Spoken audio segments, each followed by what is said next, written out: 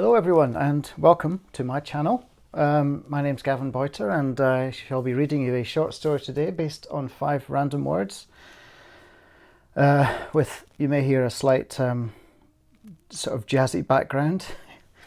That's my dad practicing saxophone, can't really do much about that. We're in lockdown together. Anyway, the 5 words this story is based on are below. And it is called repentance. When Silas Denham awoke, all was blackness and silence, save the distant buzzing of something mechanical. A rotting cabbage smell filled his nostrils. Silas remembered little from the night before, save the strange young man propositioning him in the hallway. Never one to turn down a blowjob, Silas followed him into a guest bedroom, and he could remember absolutely nothing. From the rough mattress and the manacles, Silas knew 2 things. Firstly, he was no longer in his business partner's lakeside retreat. This was somewhere warmer, darker, and more frightening. Silas ran through possibilities from revenge to blackmail to extraordinary rendition to some barbaric country where he'd done typically shady deals. Silas sat up, squinting in the gloom. His feet were bare, as were his legs. In fact, he was entirely naked, his greying chest hair matted and sweaty. "Anyone there?" he bellowed. The distant machine quietened without stopping. Keys turned and a metal door shuddered open, emitting a shaft of light. Silhouetted there was the sharply dressed, slim, young, mixed-race boy from the party, who had given only his first name. "David?" Silas queried. "What's going on? I have very little actual liquidity." The man put his fingers to his lips, and Silas shut up. "I'll make this easy for you, Mr. Denham," explained David calmly. "I'll tell you why you're here and what I'm going to do. You'll have time to think it over." Silas nodded, shading his eyes in an attempt to see David's face. "Firstly, I am going to kill you. You're probably disappointed, but I'm afraid it's non-negotiable. However, torture isn't really my thing.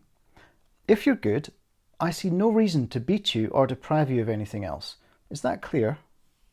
Again, Silas nodded. He had discounted most possibilities. Either David was a contract killer, heaven knows Silas had enemies aplenty, or he was a serial killer.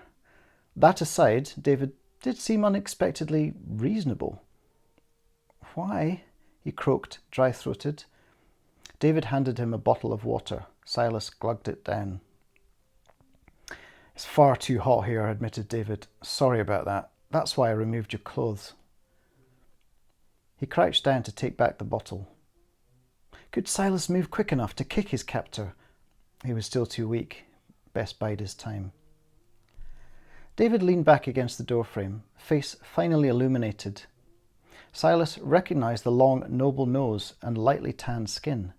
David was handsome, probably how he'd inserted himself into Silas's social group, gained the trust of his business partner Adam, and an invitation to the housewarming.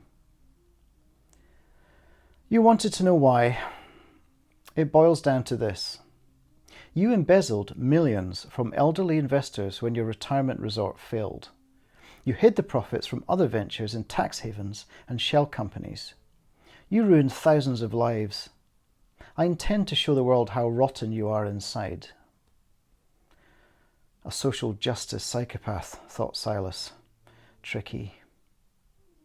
"I'm a terrible human being," Silas agreed. "You're preaching to the converted. I did these things because I'm bankrupt. If my wife finds out, she'll finally kick me out and take the kids to Arizona, and that'll be my life over." David laughed. "Mr. Denham, your life is over." "I know," Silas agreed. "I have no problem with that." David's face betrayed a flicker of disappointment. What do you mean?" Silas sighed, digging deep into the darkness. "I've been planning to end my life. It was to look like an accident. You're actually doing me a huge favour. Murder means a massive payout on my life insurance. Victoria and the kids will get millions tax-free. I sold various properties and liquidated offshore funds. My debts will be settled. They'll know what a despicable bastard I've been, but my family will be provided for. Both men weighed up their situation. David nodded without anger. I'll leave your corpse riding the Wall Street bull. Of course. The Rock, rotten corpse killer, the serial killer who'd been depositing putrescent bodies everywhere, signs around their necks detailing their venality. You're the Rock. David winced. I hate that nickname. I'm not happy to be colluding in your little scheme, but whatever, let's just get on with it, he said, walking away. Perhaps because he was tired, or because his enthusiasm had waned, David made a significant mistake in not researching his victim's physiognomy. Silas had Ehlers-Danlos syndrome, a benign collagen deficiency which gave him hypermobile joints, including the abductors and flexors in his hand.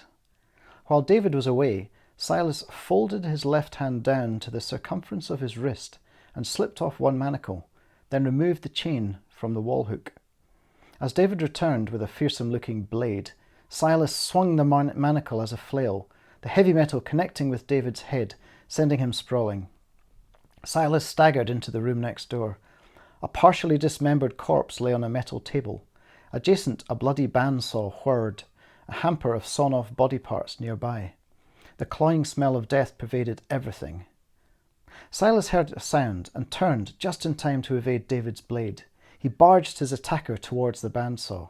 Helpfully, David tripped over the coiled chain between Silas's ankle manacles. Obeying instinct, David put both hands out, slid on the bloody floor, and severed both his arms at the wrist on the bandsaw. David's screams were horrifying. He slumped down, blood gouting from both stumps, shock quickly taking over. Silas staggered into a garden bordered by tall fences. The smell of decomposition was overwhelming. Pits had been dug, in which to bury bodies or from which to dig them up. Silas gagged, realizing that he must go back inside and find a mobile phone. Everything he'd told David had been true, apart from the decision to die. Silas was quite beyond redemption. However, he intended to go on living because that's what repentant men do. Silas went to go and find tourniquets. Both men must remain alive, to face whatever justice their short tenure on this earth could provide. And thank you for listening. That was my first horror story, as it were. And can't really blame me, given that the words were so horrific. I guess I shall be writing that lovely kid story another day. Anyway, thank you for listening, and we'll see you again soon. Bye-bye.